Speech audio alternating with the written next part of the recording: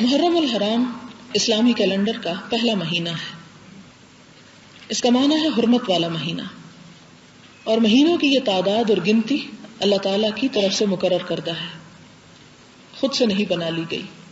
قرآن پاک میں سورۃ التوبہ کی آیت نمبر 36 میں اللہ تعالیٰ فرماتے ہیں ان عدۃ الشہور عند اللہ 12 شہرا فی کتاب اللہ یوم خلق السماوات والارض منها 4 حرم ذلك الدین القیم فلا تظلموا فیہن انفسکم وقاتلوا المشرکین کافۃ کما یقاتلونکم کافۃ واعلموا ان اللہ مع المتقین. مہینوں کی تعداد جب سے اللہ نے آسمان و زمین کو پیدا کیا ہے، اللہ کے نوشتے میں 12 ہی ہے، یعنی اللہ تعالیٰ نے خود 12 مہینے پیدا کیے اور ان میں سے 4 مہینے حرام ہیں. یہی ٹھیک ضابطہ ہے، لہٰذا ان 4 مہینوں میں اپنے اوپر ظلم نہ کرو. 4 مہینے، 3 تو حج کے، ذوالقعدہ، ذوالحج اور محرم جس میں قافلے حج کے لیے آتے اور جاتے تھے، اور چوتھا رجب جس میں عموماً لوگ عمرے کے لیے کثرت سے نکلا کرتے تھے. ظلم نہ کرو یعنی گناہ نہ کرو، ایک دوسرے کے ساتھ زیادتی نہ کرو، قتل و غارت نہ کرو، جنگ و جدل منع ہے اس میں، اور مشرکوں سے سب مل کر لڑو جس طرح وہ تم سے مل کر لڑتے ہیں، اور جان رکھو کہ اللہ متقیوں ہی کے ساتھ ہے. یعنی اگر حرام مہینوں میں وہ تم سے لڑائی کرے تو تم بھی ان کے ساتھ پھر جواب دو گے. محرم کا مہینہ جو ہے یہ پہلا مہینہ ہے اور اس کا معنی ہے حرمت والا مہینہ.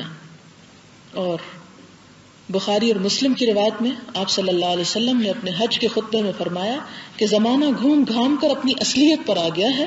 سال کے 12 مہینے ہوا کرتے ہیں جن میں سے 4 حرمت و ادب والے ہیں، 3 تو پے در پے ہیں، ذوالقعدہ، ذوالحج اور محرم، اور چوتھا رجب المرجب جو جمادی الاخری اور شعبان کے درمیان میں ہے. اسلامی سال کی ابتدا محرم الحرام سے ہوتی ہے اور اس مقدس مہینے کی عظمت ابتدائے آفرینش سے ہے. اس کے بارے میں ایک حدیث غنیت الطالبین کے اندر روایت ہوئی ہے جس کا ترجمہ آپ کی خدمت میں پیش کرتی ہوں.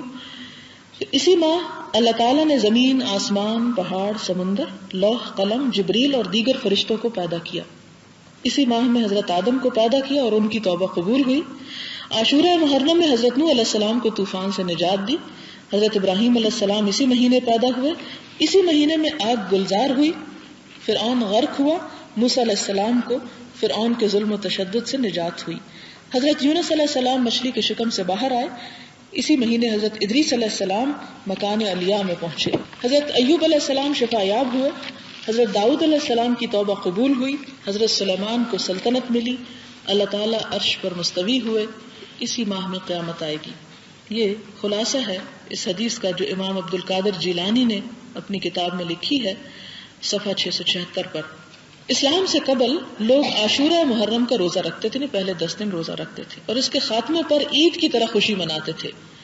اسلام کے بھی ابتدائی دنوں میں عاشورہ محرم کا روزہ فرض تھا. رمضان کے بعد اس کی فرضیت تو ختم ہو گئی لیکن مستحب ہونے کا درجہ اب بھی باقی ہے.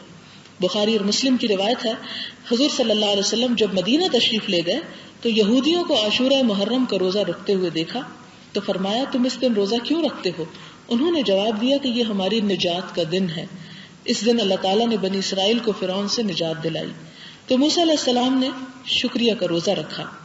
آپ نے فرمایا حضرت موسیٰ علیہ السلام کے ساتھ ہم تم سے زیادہ موافقت رکھتے ہیں، اس لیے آپ نے خود بھی روزہ رکھا اور صحابہ کرام کو بھی روزہ رکھنے کا حکم دیا. لہذا 10ویں تاریخ کو روزہ رکھنا جو ہے بہت بابرکت ہے. ایک حدیث میں ہے افضل الصیام بعد رمضان شہر اللہ المحرم.